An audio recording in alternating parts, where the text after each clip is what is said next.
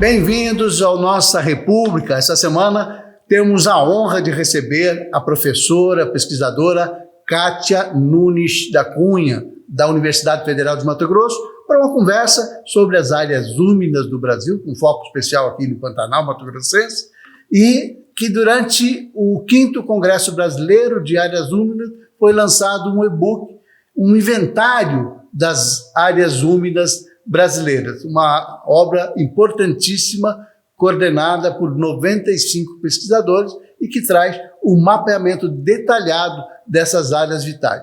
A professora nos guiará por essa discussão, destacando a importância da preservação desses ecossistemas, como é o caso do Pantanal, da Amazônia, para a biodiversidade e para a economia, principalmente em termos de mudanças climáticas. Professora Kátia Nunes da Cunha, seja muito bem-vinda à Nossa República. Muito obrigado por ter aceitado o nosso convite.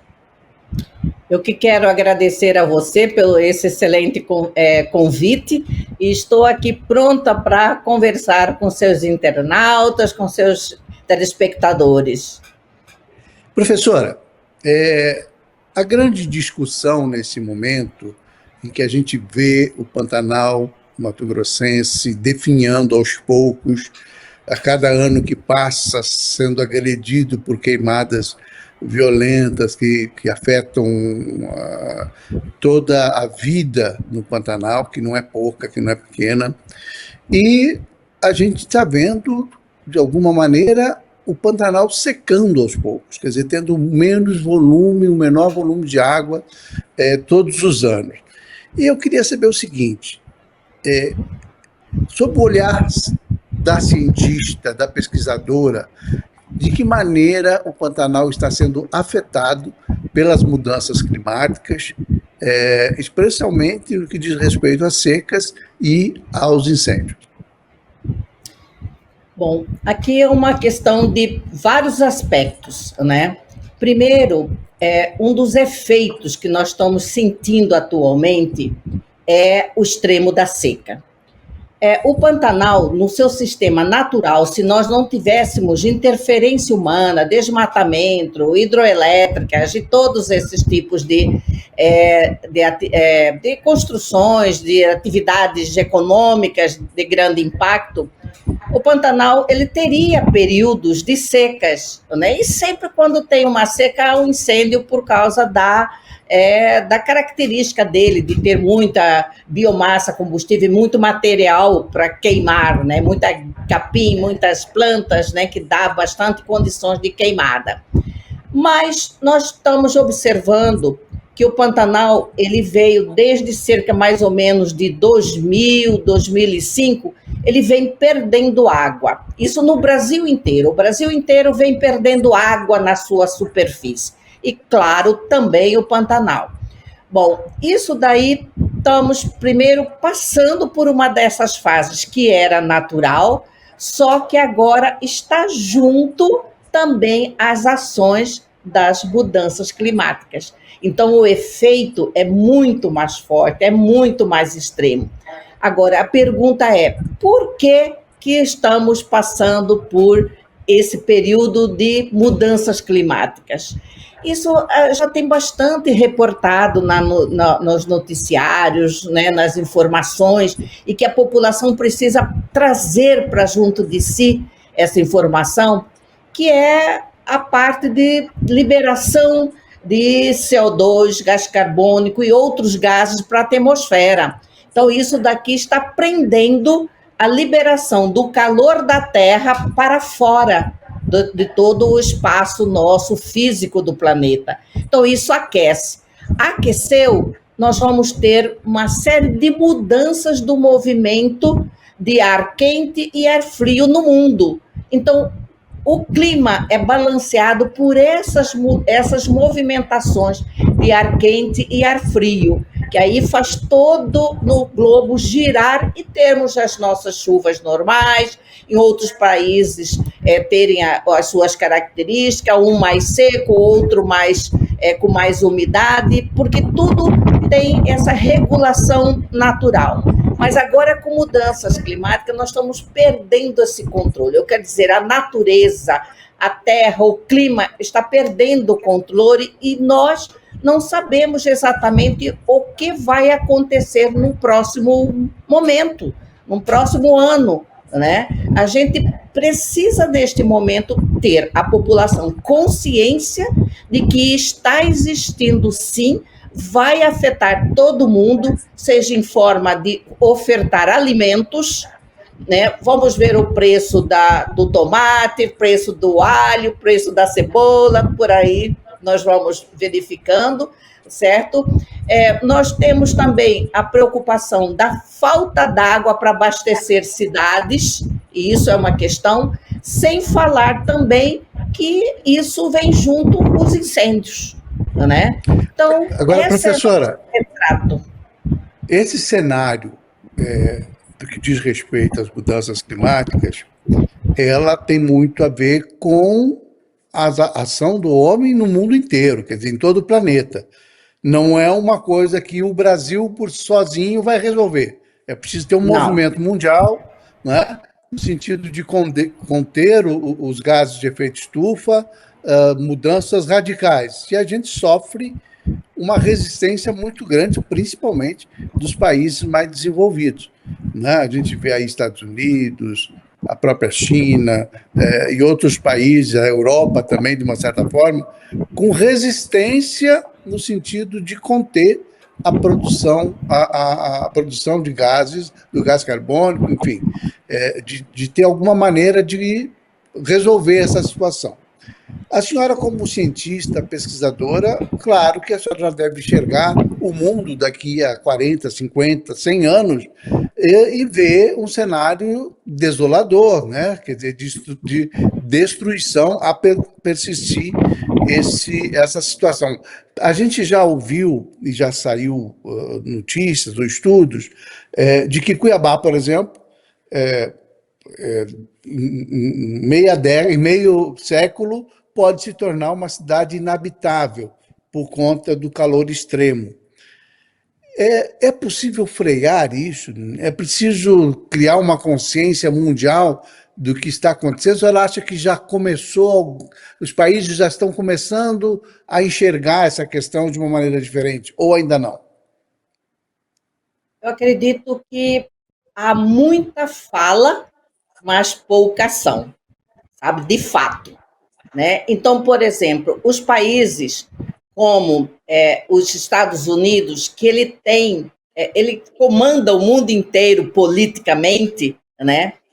A população, eles têm todos, a família toda, cada um tem um carro, e não é um carro pequeno, são esses SUVs imensos, né? Porque demonstra poder, né? Então, eles têm essa loucura por esses carros. Nos Estados Unidos, esse pessoal não quer deixar de usar esses tipos de carro, né? Outro que nós vemos também na Europa. Na Europa tem muita necessidade de aquecimento durante o inverno. Antes, eles estavam comprando gás da Rússia, que era barato. Então, podia diminuir as suas ações de outras formas de usar o combustível. Gerar energia, né? Então, agora não, com a guerra lá da Ucrânia, a Rússia parou de abastecer a Europa, então eles estão agora voltando a carvão, a outros sistemas de promover energia, calor. Isso é uma coisa que nós temos que fazer em duas instâncias para parar. Eu acho, primeiro, nós, populações, entendermos que nossa vida e de nossos filhos depende de ações nossas também.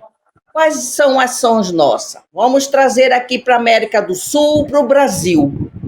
O Brasil, por que tem toda essa questão para dizer não ao desmatamento? Porque agrava muito mais a seca na região centro-oeste com o desmatamento da Amazônia. Todo mundo hoje já de fato, a gente já vê nas notícias dos jornais que mostram como que está o clima, por exemplo, na América do Sul. A gente vê claramente as nuvens formando no Oceano Atlântico, passando pela floresta Amazônia, vindo, descendo pelo noroeste, Rondônia, né, Mato Grosso, e isso vem então todo para a região centro-oeste, trazendo a umidade. Então, na medida que nós estamos desmatando, isso daqui, a floresta não vai produzir essa umidade que ela precisa para trazer até nós. Bom, então isso não precisa países de primeiro mundo dizer para nós que devemos, de alguma forma, tratar melhor nossos ecossistemas, né, para justamente nós protegermos nossa economia. Isso que é a visão atual, é olhar desta forma, mas nós não temos essa preocupação. Uma das coisas que eu vejo, por exemplo, hoje a notícia maior é incêndios, mas incêndio, você termina incêndio somente com combate ao fogo ou tem outras estratégias para não ter incêndio?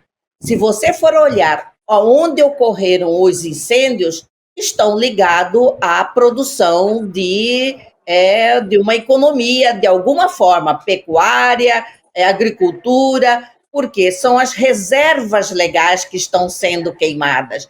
E reservas legais são objeto de interesse econômico. No Brasil, querem acabar com a reserva legal, né, que é uma forma de você proteger um pouquinho perto da sua propriedade. No Pantanal, temos sim bastante biomassa, muito material, combustível, né, de plantas para queimar, mas sempre você observa que tem também uma origem em alguma atividade ou tem também neste período o raio, agora, nessa hora que temos formação de nuvens. Então, aí pode ser questões acidentais, naturais, né? Mas é só apagando fogo ou nós temos que ter preocupação com a seca? Porque o fogo vem atrás da seca. É verdade. E está muito claro, tanto no Pantanal como em outras regiões, e isso queimou o Brasil inteiro, não foi só aqui no Centro-Oeste, não foi só no Mato Grosso, que há um incêndio criminoso, né? Que a gente percebe que não tem essa combustão espontânea em tudo que é lugar, não. Eventualmente, nós temos a época dos raios aqui no Pantanal, que provocam efetivamente alguns incêndios, mas que acabam sendo controlados pela própria chuva, né? Mas a gente tem assistido incêndios que estão claramente criminosos. E eu queria aproveitar, já que a senhora tocou nesse assunto, que nós aqui no Brasil temos que ter uma preocupação para manter o regime de chuvas, para manter, porque a nossa economia toda depende, sobretudo o agronegócio, depende desse regime de chuvas bem estabelecido, regular, quer dizer, é isso que nos transformou em campeões nacionais na produção de grãos e fibras. E eu queria lhe perguntar o seguinte: hoje se discute muito o fim da moratória da soja, que foi um mecanismo que setores empresariais, exportadores de commodities brasileiros, numa negociação com a Europa, com outros países compradores das nossas commodities, impuseram de que a soja plantada em áreas desmatadas depois de 2008 não serão negociadas por essas empresas, e isso tem provocado uma reação bastante dura, inclusive do governo do Estado, no sentido de retirar eventuais incentivos fiscais que essas empresas que compram soja estão aplicando a moratória da soja em quem plantou, em quem abriu terra a área depois de 2008. E a questão que se fala é o seguinte: não, mas nós temos um Código Florestal, que é o mais restritivo do mundo, que nos permite desmatar 20% da área da Amazônia, das propriedades que ficam na área, tem que preservar 80%, e 20% a gente tem que pode desmatar. Então, o que se argumenta é assim, olha, tem que deixar de desmatar esses 20%, né, e não pode deixar de comprar soja produzida nesses 20%, porque o nosso Código Florestal contempla essa possibilidade. Pois bem, aí vem a minha pergunta. Esse desmatamento legal, ele prejudica também a situação nossa de regularidade das chuvas, enfim, de todo esse processo? O que nós devemos acreditar? Na moratória da soja como uma ferramenta para frear o desmatamento ou no Código Florestal, que admite desmatamento de 20% das propriedades na região amazônica? Eu vou chamar um comercial, porque deu bem no momento do nosso comercial, e aí a senhora volta respondendo essa questão, tá certo? Você que nos acompanha, por favor, não saia daí, porque essa é uma conversa importantíssima e interessa a todos nós. Eu volto num instante só.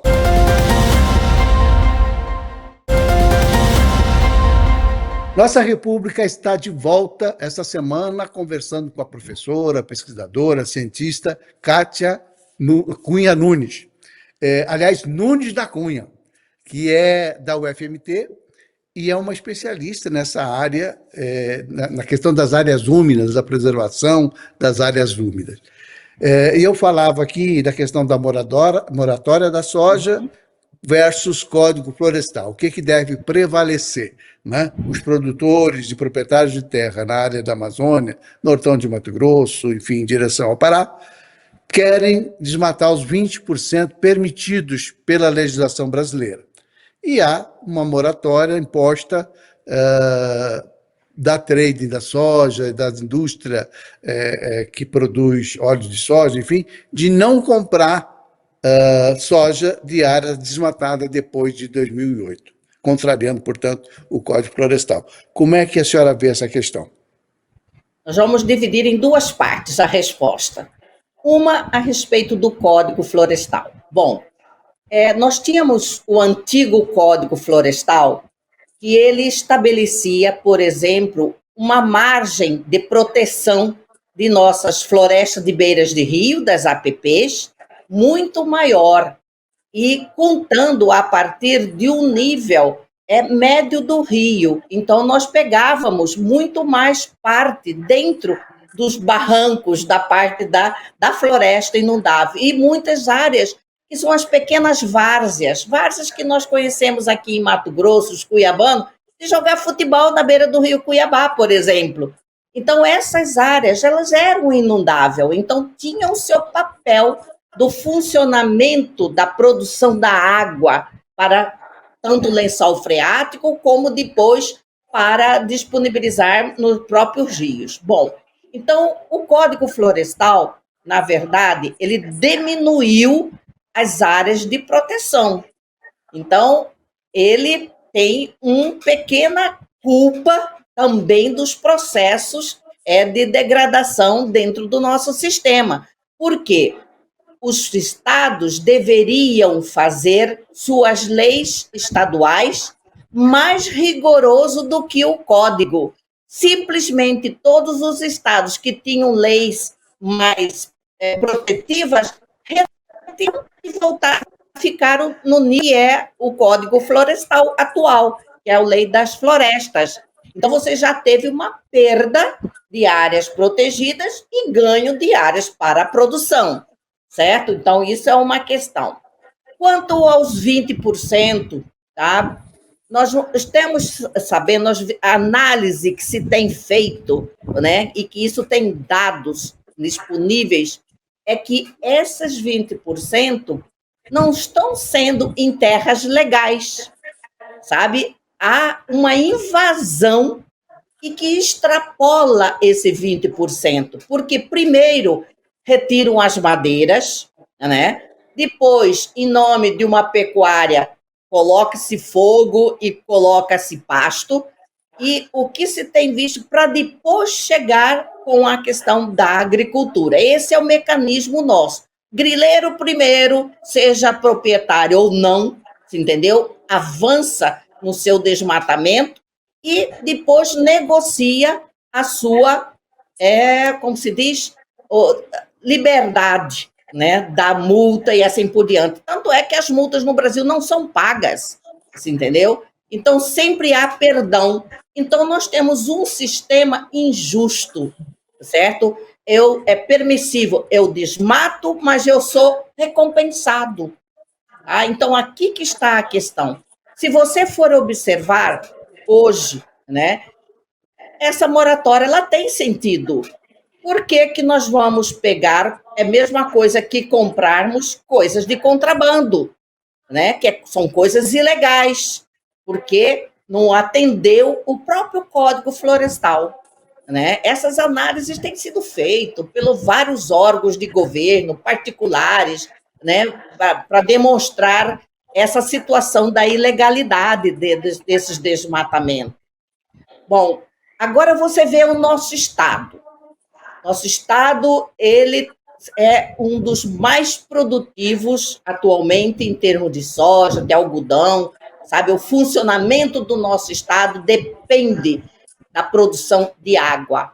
Não se faz agricultura, não se faz pecuária, não se produz alimentos sem água. Isso é questão fundamental. Bom, o que é? Nós temos as leis que estão saindo atualmente deste governo, todas são antiambiental.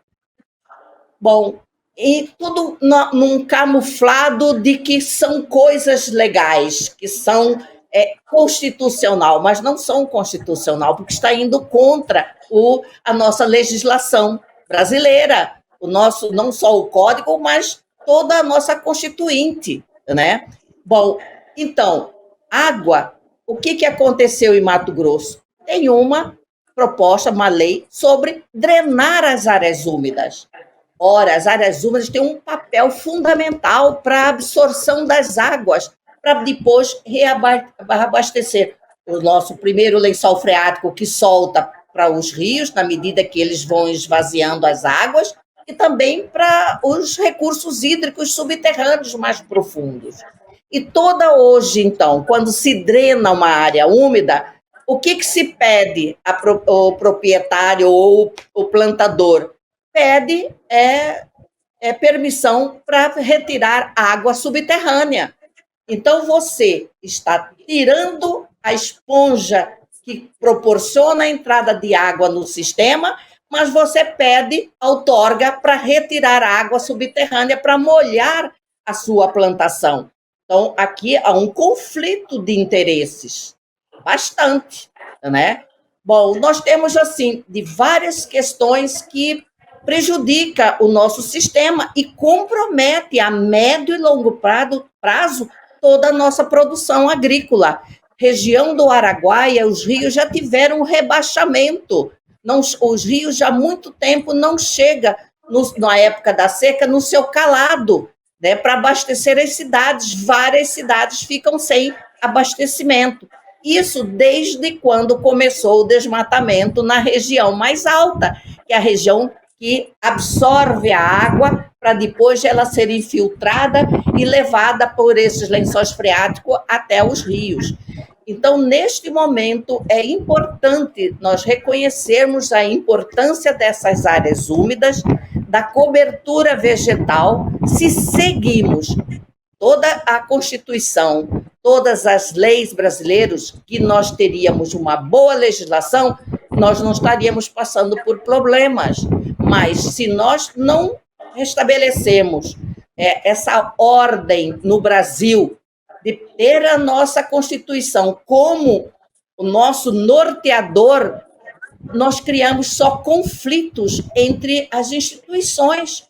Fica uma briga entre o Estado, o Ministério Público, que vai, que volta, que vai, que volta, né? Porque o papel do Ministério Público é esse, de fiscalizar o que está sendo feito em desacordo com as nossas leis.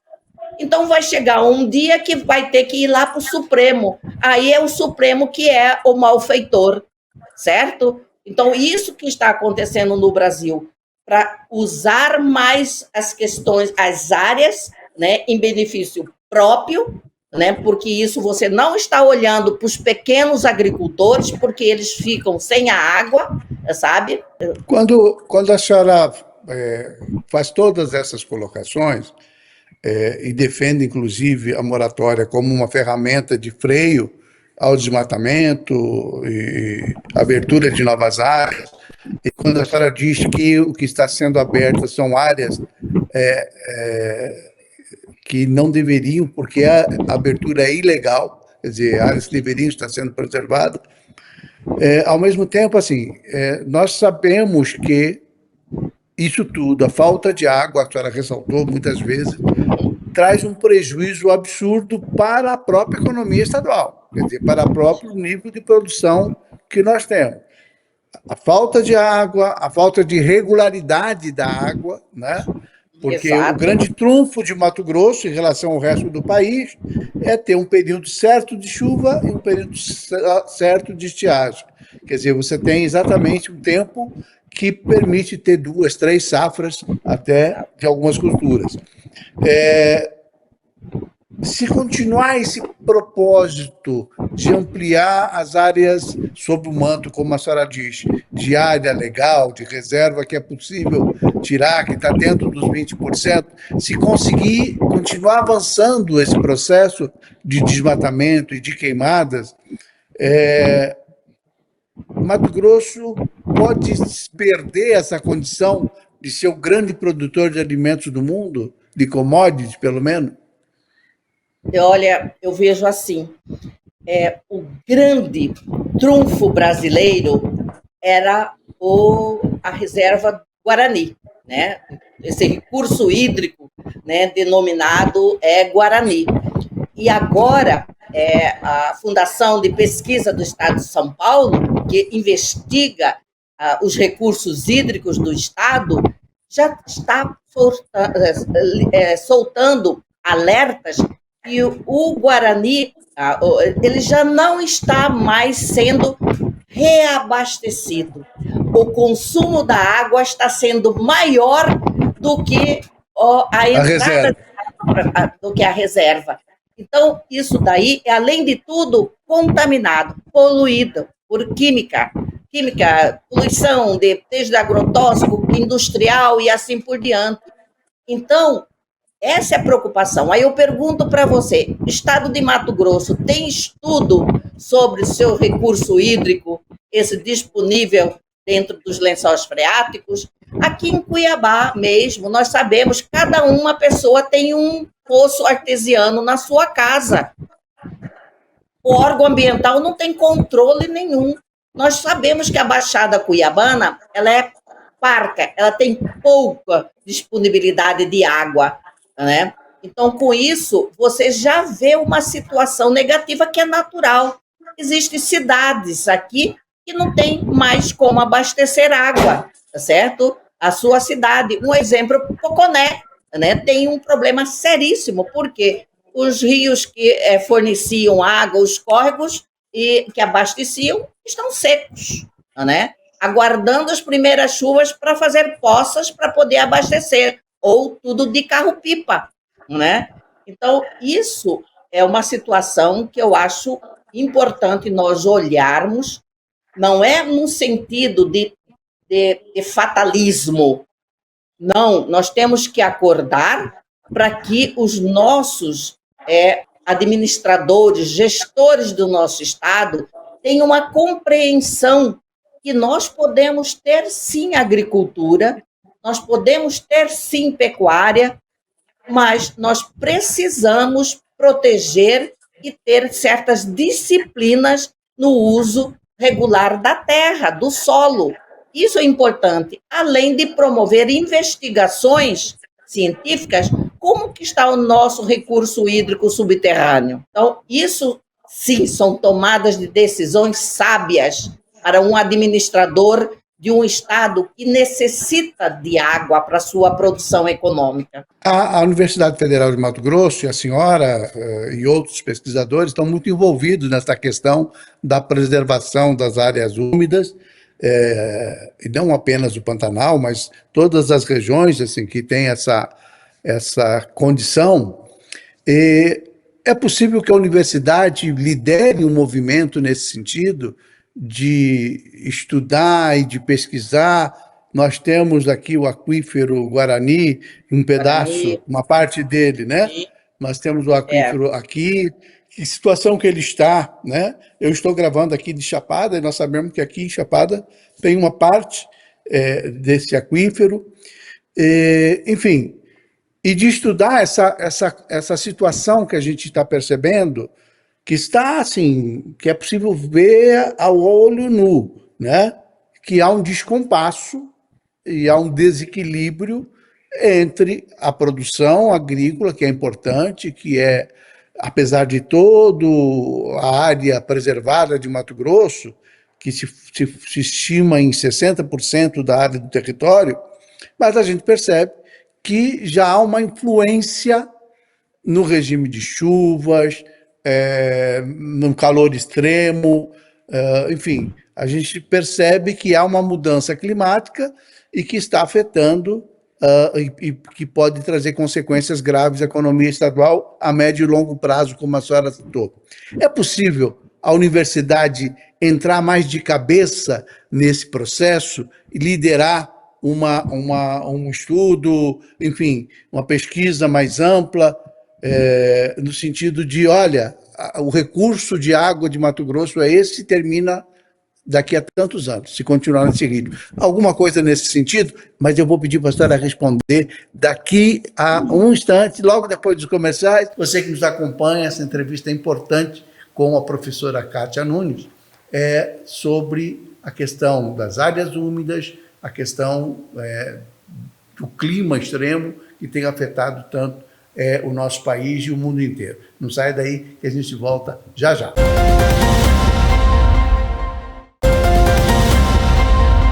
Nossa República dessa semana está entrevistando a professora da Universidade Federal de Mato Grosso, professora, cientista, pesquisadora, e uma das pessoas que trata muito da questão das áreas úmidas, né? Aliás, nós temos um instituto de pesquisa nacional com sede aqui, não é, professora? exato. Então, Bom, e aí? É possível que a universidade assuma a liderança desse debate e dos estudos e das pesquisas? O que falta, o que é necessário para que a universidade, enfim, promova esse nova. estudo de maneira a mostrar para as pessoas, olha, você que é produtor rural, que produz muita soja, que exporta commodity, que ganha rios de dinheiro com isso, você corre risco, se as coisas não mudarem, você corre risco de não ter mais essa condição, essa riqueza a partir da sua propriedade. É possível estudar e mostrar isso, demonstrar isso? Eu acho que Mato Grosso ele tem corpo docente de pesquisadores que suportam a pesquisas dessa natureza. Mas, para você fazer uma pesquisa, pesquisas são caras. E não é diárias para pesquisador, é para fazer o funcionamento, tá? Equipamentos e assim por diante. E isso depende muito das diretrizes estadual, no caso nosso, da FAPEMAT, dos órgãos de ciência e tecnologia estadual, de demandar diretrizes para atender aquelas demandas mais necessárias, né? Eleger quais são as áreas prioritárias do estado de Mato Grosso a ser estudada, pesquisada, qual a linha. Essa parte hidrológica do estado, a disponibilidade dos recursos hídricos, dos aquíferos, dos lençóis freáticos, são duas coisas diferentes, né? Mesmo estando embaixo do solo, né? Qual é a disponibilidade? Qual o estado dele? Qual é a quantidade disponível em diferente parte do estado? Olha, nós temos o estado de Mato Grosso, ele tem muitas áreas de nascentes de rios. Então, essas áreas que têm nascente de rios significa que tem absorção de água das chuvas para poder promover toda essa quantidade de água. Nós temos dos rios que vão para a Amazônia, nós temos rios que vão para a Bacia do Prata, né? Então, nós temos um cabedal de cabeceiras de rios, do Xingu, do Teles Pires, sabe, do Juruena e assim por diante, do Paraguai. Agora, qual é a realidade dessas cabeceiras, por exemplo? Elas estão protegidas, suas nascentes? O Cuiabá tem suas nascentes protegidas? Não basta falar que é uma APA, que é alguma coisa, você tem que desenvolver estudo e efetivar a proteção dessas áreas. Então, isso é muito importante. Então, eu acho assim, o Estado de Mato Grosso carece, sim, de ter planejamento de seus estudos científicos. Por que o Estado de São Paulo, não vou comparar em termos de quantidade de universidades, mas o Estado de São Paulo, a FAPESP, preocupa com os recursos hídricos de lá. Então, fornece recurso para os pesquisadores fazerem esse tipo de trabalho. E o nosso, qual é a prioridade do nosso Estado em ciência e tecnologia? Não basta você ter universidade, a universidade tem recurso para ela fazer o ensino. A parte de pesquisa tem que buscar outras fontes. Então, primeiro é a fonte estadual, porque os órgãos brasileiros de promover recursos para pesquisa, muitas vezes são pesquisas pequenas para um pesquisador. E a natureza desses estudos dos nossos aquíferos, dos nossos lençóis freáticos, requer uma quantidade de equipamento, de monitoramento. Então, não é ir lá e fazer um trabalho, não. É uma sistemática de avaliações. E esse nosso Estado ainda é déficit em pontos de avaliar chuva. Nós temos essa dificuldade, né? Não dá para você fazer um planejamento rigoroso de previsibilidade de chuva no nosso Estado, porque nós não temos estações de monitoramento de chuva, por exemplo, temperatura, né? E assim outras coisas. Então, isso, se nós temos agricultura como o nosso ganha-pão, nós temos que ter os instrumentos que a ciência disponibiliza para nós assegurarmos que isso vai ser produzido. É impressão minha, professora, ou há uma certa falta de interesse nesses estudos? Quer dizer, a gente percebe que há uma mobilização contra a moratória da soja. Sob certo aspecto, você racionaliza, realmente, nós temos direito, a lei permite a gente desmatar 20%. Por outro lado, a gente sabe que há mais queimada todo ano, nós somos campeões de queimada, desmatamento, uma lástima isso, né? Eu costumo dizer o seguinte, argumentar, né, nas discussões, que esse 60% de área preservada ele não pode ser só retórica, discurso, né? Eles precisam ser efetivamente preservados, né? Porque é o nosso maior ativo em qualquer negociação internacional, né? Quando você vai discutir exportação de soja para a Europa ou para qualquer Oriente Médio ou para os países asiáticos, China principalmente, o que você tem de contrapartida? Não, eu produzo a soja de altíssima qualidade, produzo e tenho uma preservação de 60% do nosso território. Os 240 são áreas de produção, são cidades, são estradas, são, né? Então, é um ativo muito importante. Mas se continuar desmatando, daqui a pouco não tem mais os 60%. Né? Então, assim... E perdemos a credibilidade. Isso é importante. E é importantíssimo. Sabe? De que nós fazemos, de fato, seguimos nossas leis regulamentadas, entendeu? De fato, nós utilizamos aquilo que tem a parte de direito e outra é preservada. E não burlarmos essa lei. O grande problema é este, sabe? De ser burlado as leis, né? Não ser respeitada. Isso que eu acho sério no nosso país. A impunidade e assim por diante. Realmente é algo que é preciso, enfim, a gente começar a pensar e a discutir mais. Mas aí eu faço uma cobrança à universidade, porque eu acho que a universidade tem que se manifestar publicamente. A universidade tem que se expor, tem que denunciar essa situação. Olha, nós queremos pesquisar, não tem o recurso, mas se não pesquisar e se não estabelecer caminhos E aí, assim, eu acho que é articulação também. A gente fala, a gente tem uma Sim, Secretaria de Ciência e Tecnologia no Estado, a sim, gente tem órgãos, né? Nós temos da própria Unemate, que é uma universidade que está sim. espalhada, assim como a UFMT. Quer dizer, nós temos as condições, com as Para restrições que a senhora já executar as falou, tarefas. É. mas é preciso vontade política e alguém tem que levantar essa bandeira. É nesse sentido que eu falo. Será que a universidade não consegue liderar, né, um grande congresso aqui, um material que possa sensibilizar as autoridades, os prefeitos, os produtores?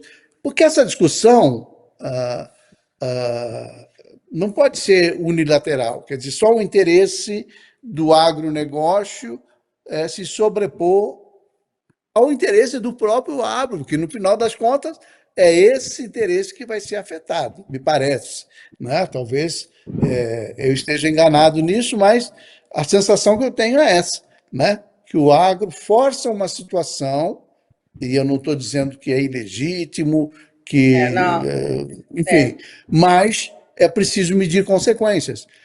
E isso acho que a universidade tem esse papel de assumir, e aí eu já fico torcendo aí que a nova reitoria da UFMT tenha essa preocupação de efetivamente buscar caminhos, conversar com a sociedade, propor debates, colocar os nossos cientistas para conversar, não é? Que não é um confronto, né, professora, mas é uma Não, discussão não no é. sentido de buscar um caminho, né? É importante de nossos gestores, tanto da Assembleia Legislativa, nossos vereadores, sabe, terem essa consciência da importância. Então, por exemplo, nós participamos de uma Câmara Técnica, organizado pelo deputado Júlio Campos, sobre os problemas relacionados a mudanças climáticas. Então, foi sugerido para a Assembleia, né, para poder todo estudado com participação de universidade, participação de pessoas de fora, com especialistas, com órgãos representativos, com diversos setores da sociedade, trabalhando um ano em cima de todas essas questões que são urgentes. Tudo isso que nós falamos aqui, e isso daí ele fez a proposta e foi vetado. Vamos pensar em Cuiabá. Eu não sei se vocês viram que quando começou, por exemplo, em regiões dos Estados Unidos, o calor intenso, houve uma mobilização do país, do Estado, de distribuir água para a população das cidades, de colocar ônibus com ar-condicionado para que a população tivesse condições de que está trabalhando na rua, de refrescar, por precaução, de motivo de saúde. Cuiabá, você não consegue ficar ali no centro, né? Agora, Cuiabá foi uma cidade verde, hoje ela não é. Se nós formos olhar o plantio de árvores nas ruas, é calamitoso. Quem planta não sabia plantar, porque enterra a árvore no cimento. Com esse calor que é Cuiabá, não pode. Então tem técnicas para isso. Então, toda a arborização urbana tem procedimentos certos. Cuiabá não respeita, né? Então, isso é importante. O que se tem os nossos pontos de ônibus? Eu pergunto, como será esses os pontos de ônibus dentro desse espaço que está sendo construído com a nova urbanização ou do transporte coletivo?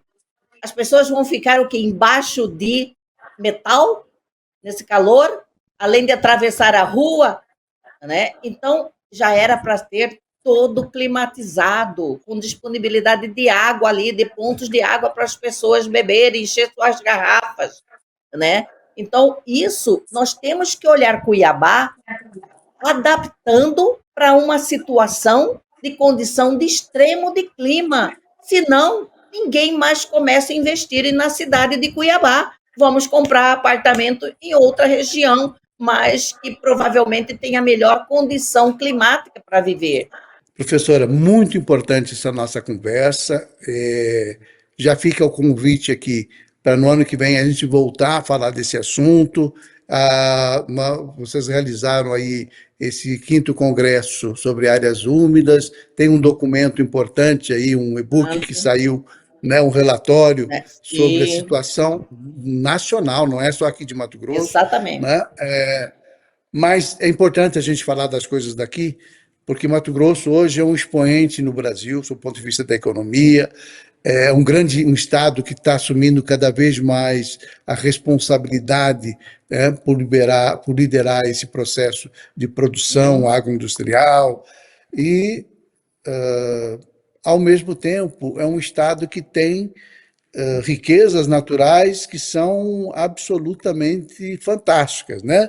Cachoeiras, rios, praias, enfim. O turismo, que é uma coisa que pode ser explorada de uma maneira extraordinária por tantas as riquezas que a gente tem. Então, assim, já fica a nossa conversa para a gente seguir esse papo, né? E fica aqui a minha sugestão para a reitora, para o conjunto de professores, para que essa discussão ganhe as ruas, né? E que isso que a senhora falou da cidade é super importante. Temos aí um novo prefeito, recém-eleito, para que pense, né, na qualidade de vida da população e que pense nessa questão da preservação, da melhoria do microclima aí da região de Cuiabá. Enfim, tudo ajuda. Muitíssimo obrigado e até uma próxima oportunidade, professora. Bom, eu só quero agradecer por este momento de poder, de alguma forma, participar aos meus conterrâneos matogrossenses, né, uma visão do que nós precisamos fazer, tomar consciência para mantermos nossa produtividade. Nós queremos manter nossa economia eficaz, né? Ninguém quer que isso mude. Eu não quero, mas para manter nós temos que ter cuidado. Obrigadíssimo, professora. A nossa República vai ficando por aqui e até a próxima semana com uma outra entrevista tão importante quanto essa com a professora Kátia. Um grande abraço a todos.